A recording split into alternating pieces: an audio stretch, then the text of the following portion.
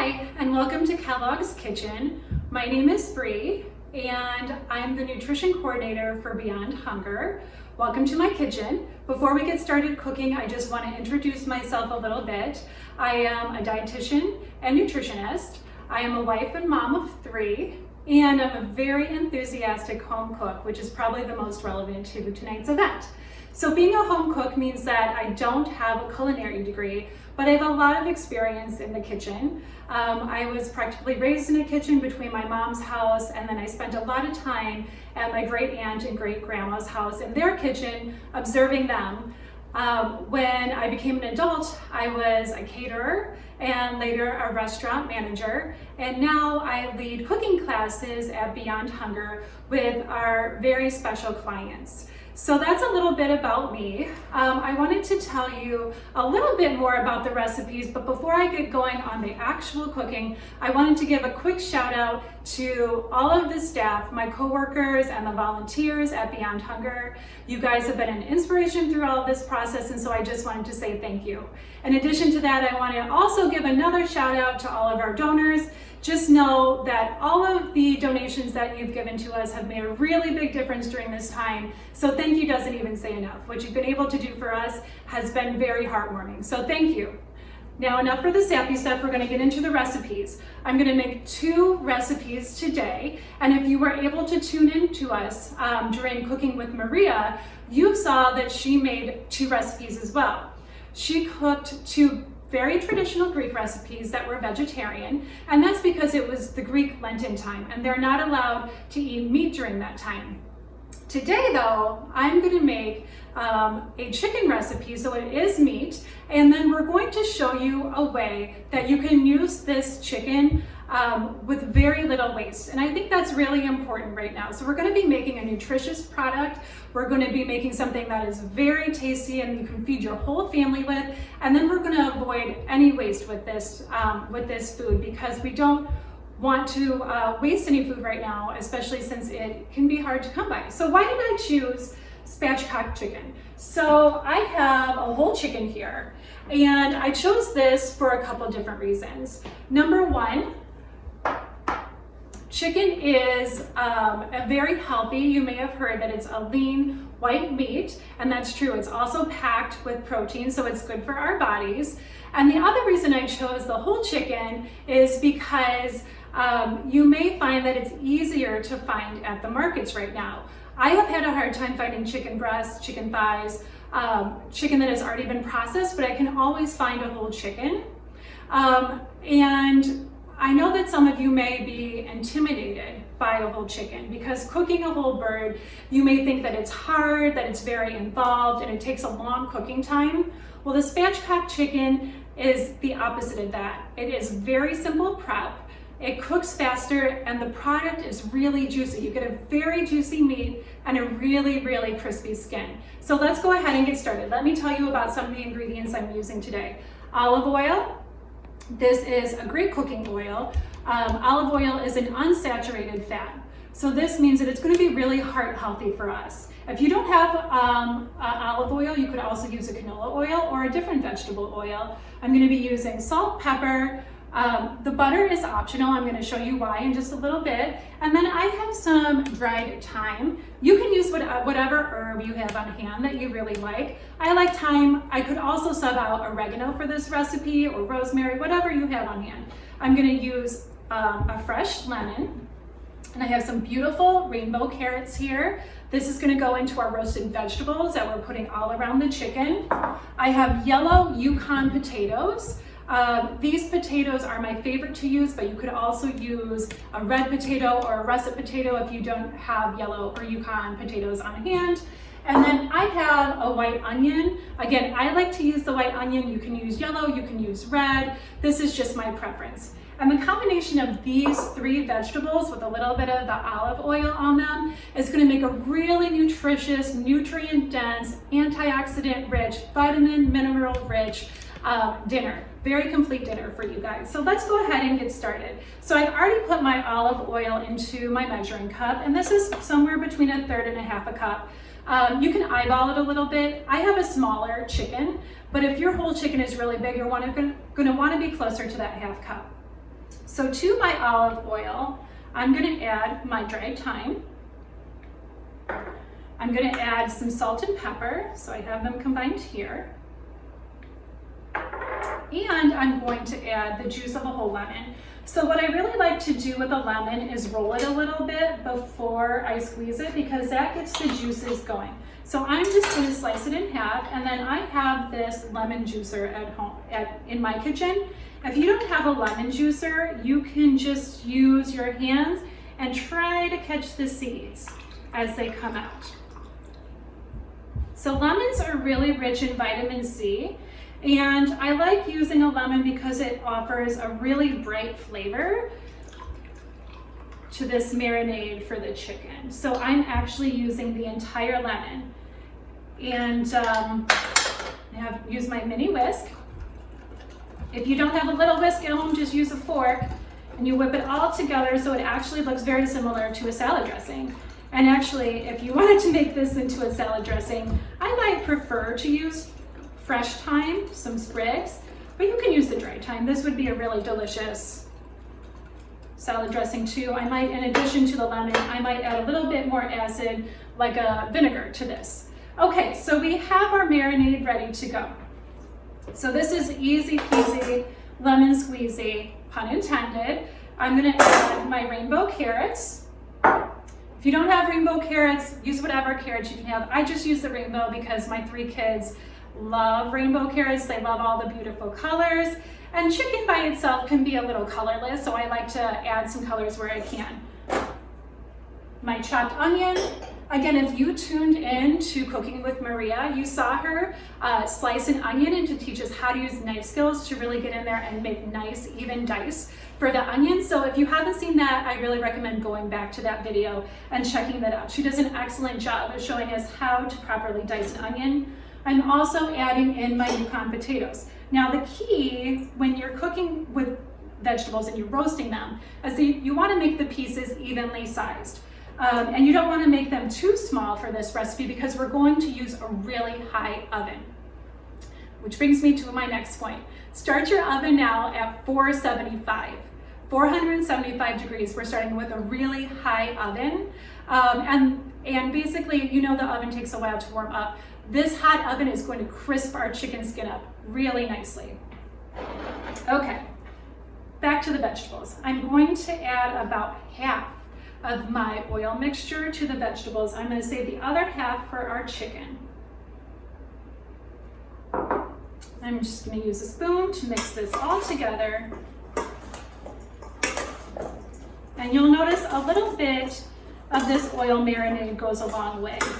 But it is really important that you use enough of the oil. Don't be afraid that oil is a fat. Like I said, the olive oil is a very healthy, saturated fat, which means it's good for our hearts. And basically what you want to do here is just make sure that all your vegetables are evenly coated with this mixture. And it's going to look like this. Colorful, beautiful, ready to go into our roasting pan when we are. So now the main attraction is our whole chicken. So you can see mine is a little bit smaller today.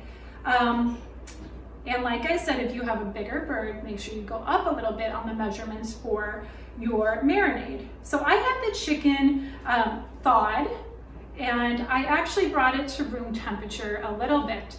So you don't want to cook with a chilled bird at all. You want it to be closer to room temperature. So take it out maybe 30 minutes to 45 minutes, an hour before you're ready to cook with it, because we want to be able to cut through this very, very easily. So I have the chicken breast up right now. Let me move this out of the way so you guys can see even better. And the next thing I'm going to do is I'm going to flip the bird over, because what we want to do now, what makes it spatchcock, is that we're going to be taking out the backbone. So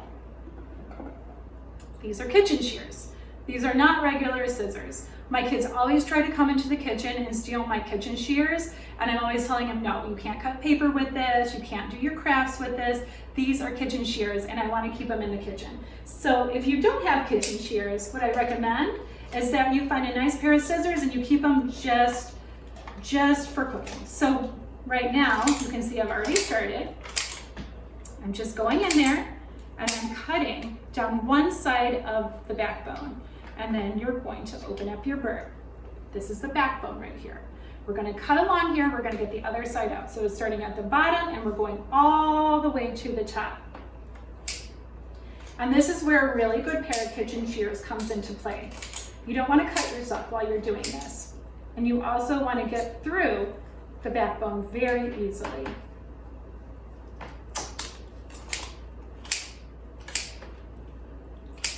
Now, when I'm done cutting out the backbone, I'm going to trim it just a little bit more. And I'm going to save this bone for our stock. And that is going to make a very delicious stock. So I'm going to take this backbone and I'm going to save it over here for later. Okay, so now we have a bird that is relatively flat. We've taken out the bone and now I'm going to flip it over and then placed it breast side up. Kitchen shears are going right into the sink because we need to sanitize those now that we're done. So the next part is to flatten the chicken. So you're going to take two hands, you're going to put it right on top of the breast, and you're going to push down until you hear a little pop. That means the chicken is nice and flat. You're creating more surface area, so the chicken is actually going to roast faster.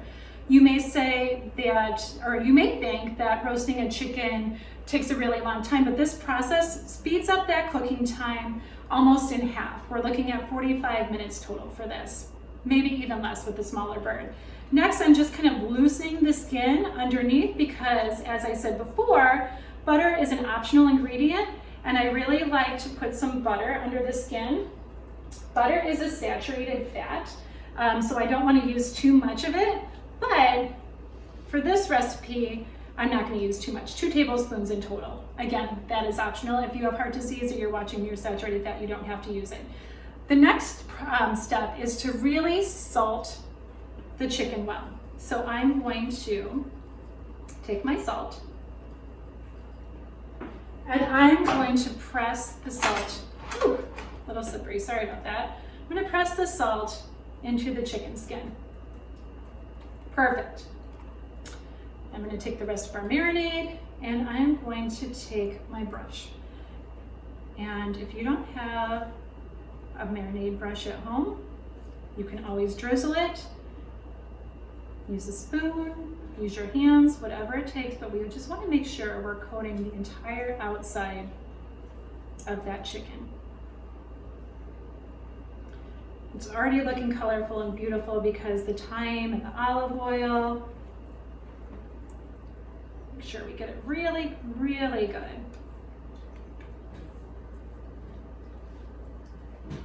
Okay, I think we've got it just about ready. I'll reserve that for just a second. Now I'm going to take my butter.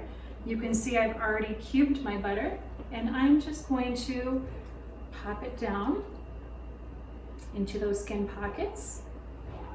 This will help create an extra moist product. Oop, got one that escaped. All right. And then the next step is to take your veggies and you're going to sprinkle them around. So I'm going to do this, and I have a finished product that I've already made. So I am going to pop that out of the oven, but first I need to wash my hands because anytime that you're working with raw meat, you need to wash your hands directly afterwards. All right, let me wash my hands and I'll be right back.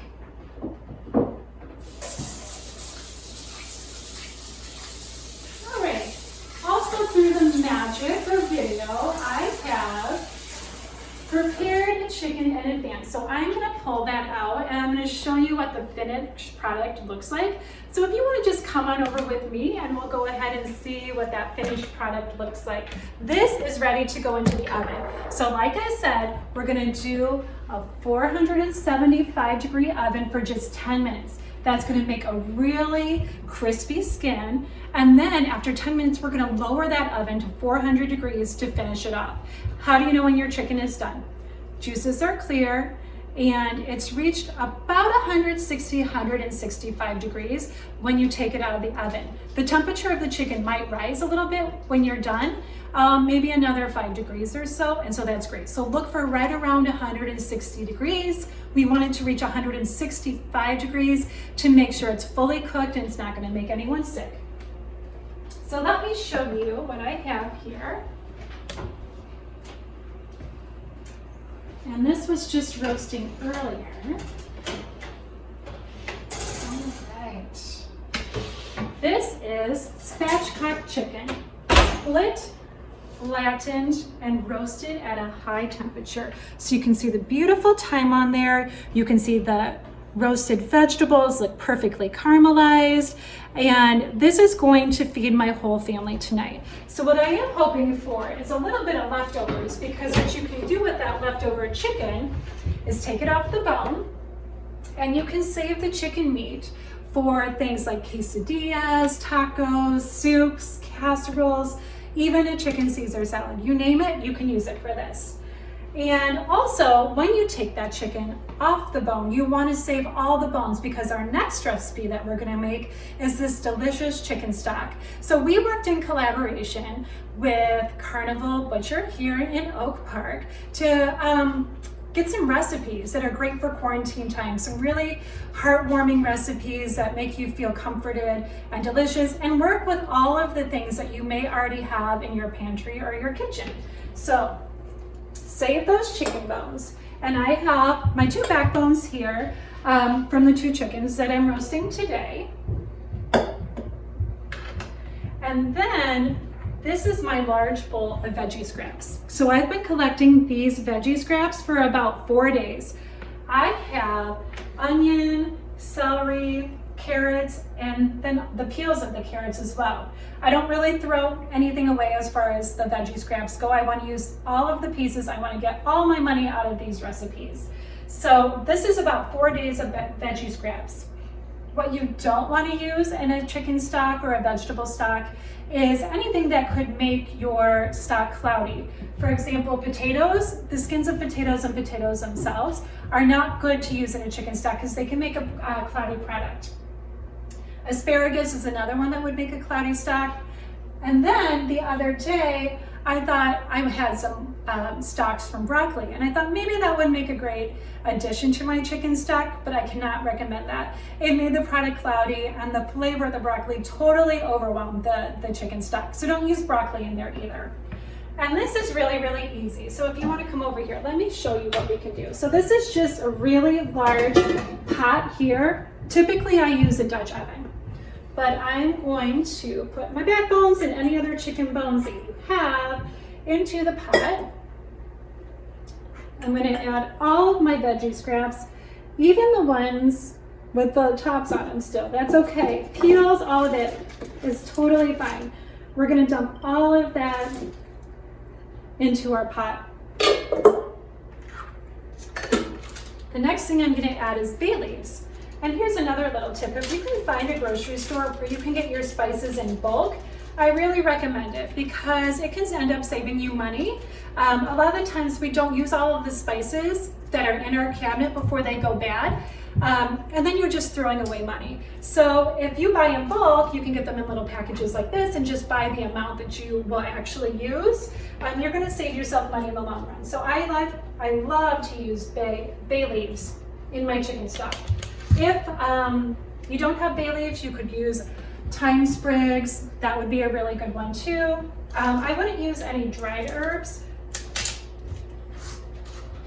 I think fresh would be better for the stock. So now I'm going to add 2 cloves of garlic, and I don't know if you saw me do that. I have to get the skin off the garlic, and I don't want to use the garlic skin. So basically what I did is I took a clove of garlic, I took my knife, the back of my hand, and I pressed down just like that to smash a little bit. And when you do that, it's almost like magic. The skin comes right off the garlic. So I'm going to toss those into my pot as well. And last but not least, we're just using cold filtered water, and we're going to add it to our pot, just enough to cover the bones and the veggie scraps.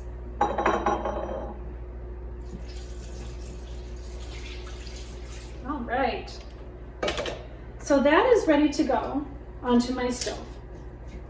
And the chicken stock is going to simmer. I usually simmer mine for about 6 hours. You could go up to 8 hours if you really wanted to get a lot of flavor out of it. I find that 6 hours is totally sufficient for me. If you're making just a veggie stock, instead of the chicken bones, what I would do is add some mushrooms. I do think mushrooms add more of that meaty flavor, and they're a really good texture to use in veggie stock as well.